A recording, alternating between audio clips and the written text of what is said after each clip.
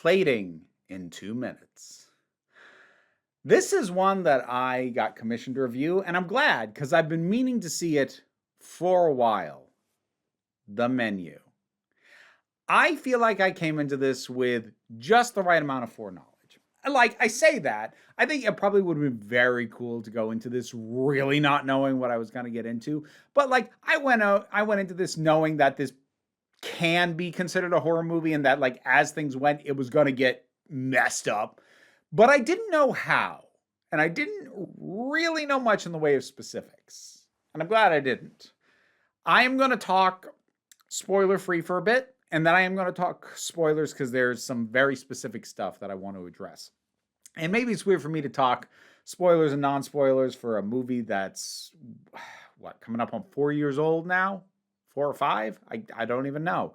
Not exactly the freshest movie, but I don't know. If you haven't seen it yet, I would encourage you to do so if you think this sounds like your kind of thing.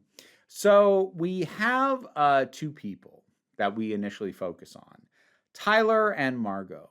Tyler is taking Margot to this incredibly exclusive dining experience. To call it a restaurant feels like it undersells it because you don't just go to this restaurant. You have to get in a reservation far in advance. You get put on a boat. The boat takes you to an island. Once on the island, you get walked to this, yeah, I suppose technically restaurant, where you and a very small number of guests are treated to an exclusive, ever-changing meal from a legendary chef played by Ray Fiennes. And that's the starting premise. Like, these are all well-to-do people. Like, John Leguizamo there is a mildly washed-up actor. There's sort of this older guy, and his wife just seems, like well-established, almost kind of old money type. You have these three, kind of finance bro kind of dudes who are there. You have Tyler, who is clearly like holds incredible reverence for this chef, and a few other folks. And you watch as the chef presents these highly skilled, but initially kind of like sort of pretentious dining options. There's a food critic. That was the other major one. And as the evening goes on, things just seem weird. Like, the staff lives on the island. We get shown what is effectively a barracks. They have no privacy. They have beds just next to each other. There isn't really privacy to use the toilet in the barracks. And they stay here, and there's a cult energy, for the reverence that they hold over this chef. And as the evening moves along, yeah, stuff gets messed up as it goes. I really enjoyed this. I think it's very well thought through for what it's doing. And some of the specifics, it not only avoids doing, and I'll get into specifics on the other side of spoilers, it not only avoids doing things that like might have irritated me, it seems to go out of its way to deliberately counteract them, which means it's not just like avoiding pitfalls. It's going, oh, that might be a problem if we did that. Let's not only not do that, let's make it clear that we are fully aware that could have been an issue and we are avoiding it. And I'm just like, ooh, you really, really thought this through. And I like it a lot. It does get visceral. You do have to be comfortable with a certain degree of that. But I liked this quite a bit. And now I got to talk spoilers. So you have been warned. I do recommend it. It is, if not flat out horror adjacent, for sure. It is suspenseful, if nothing else. And with that in mind, let's talk about spoilers. So let's start with the chef.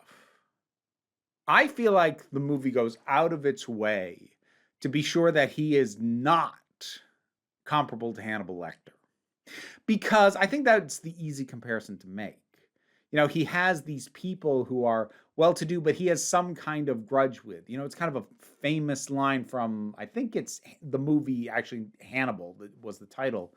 But like sort of this aura about that character existed well before that movie did, which was when given the option, he prefers to eat the rude. This idea that the people who Hannibal kills in some way, in his, not the same as ours, but in his twisted logic, they kind of deserve that. And I think it's one of the things that can make Hannibal a character that, even as he does horrifying things, you find yourself kind of rooting for. And to understand, that's not necessarily a bad thing. It can be if you mishandle it, but like it can also be done very well. So I'm not saying that that's a problem with Hannibal, but it's very clear that they did not want the chef, even though he has his reasons, and in some cases, arguably at least understandable, if not justifiable reasons, for some of the reasons he's targeting some of these folks. Like, we see him drown the financier that he's dependent on, because clearly the weight of that has just been weighing him down the whole time. These finance bros work for that guy, so we know why he's going after them. This food critic, it's funny, she hasn't even ever really slighted him, but he takes offense at how many restaurants closed following her scathing reviews. You have stuff like his mother is there. Which I spotted immediately, like, is she even getting normal food? She's just drinking. There's something going on there. And like, there's clearly a very tense history there. And as petty as it is, even what he puts Tyler, the foodie, through was kind of cathartic to see, because yeah, this guy who doesn't know how to cook, has never learned how to cook, but knows all the terminology and knows the techniques on paper, and is the kind of guy to show up to a restaurant and explain to his date, oh, well, they use this, oh, and this, oh, it's perfect. To see that guy get tossed a chef's jacket and thrown into the kitchen and told, okay, now you do it. You clearly understand it so well. Like, that was kind of cathartic. And that is the kind of thing that, in the hands of a more Hannibal type, you could be like, yeah, I'm on this guy's side. But then there's stuff like with the actor. And it's so petty. On my 1 day a week off, I went to the theater and saw a movie that you starred in, and it was terrible. And even though you didn't write it or direct it, your face is what's burned into my memory as the ruination of my 1 day a week off. And now I'm going to kill you. Like, that is so petty. But the best part, the best thing that I think diffuses the idea that this guy is righteous in what he's doing, is the scene between him and the sous chef, his female sous chef, who says, he tried to have sex with me. And I said no, and then he tried again. And I said no, and then he tried again. And she stabs him in the crotch. The fact that it's said straightforwardly, like, this guy, even to the people who worship him, he is not perfect. He's not, even by the messed up standards he's set himself, he doesn't even meet them. He is not someone to idolize. Watch him do what he's doing as he makes the decision to kill all of these people and himself and his staff, but don't mistake anything that he does as some kind of idolization the way some of these characters in this movie might. I feel like those choices were really wise. The other thing that I love, and I mean really love how it was handled, and actually the person who commissioned me specifically wanted me to talk about this aspect, so I'm going to, because Margot is not her real name. That's a fancier name, and also, not her name at home, because she is an escort. She is a full-service sex worker.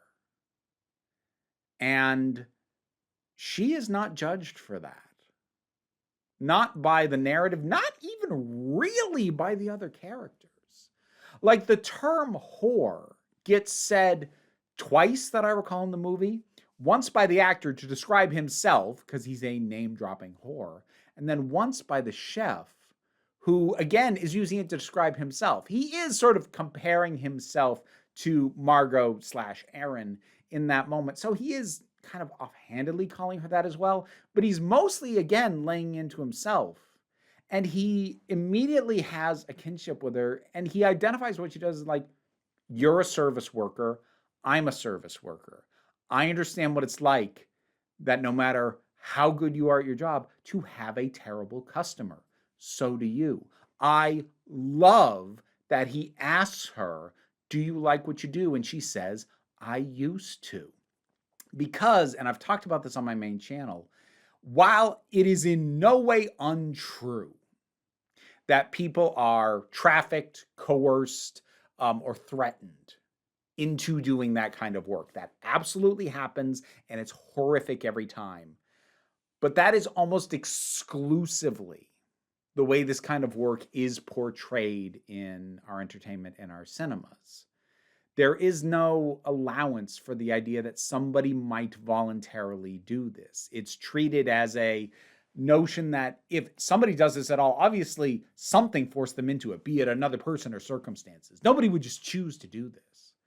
And while we don't know Margot's full history and backstory, just the fact that she said, I used to, and that also becomes a point of connection between the two of them. That this acknowledgement that, yes, this can be a job that can be fulfilling. It can be a thing that doesn't drain you, but it also can be that.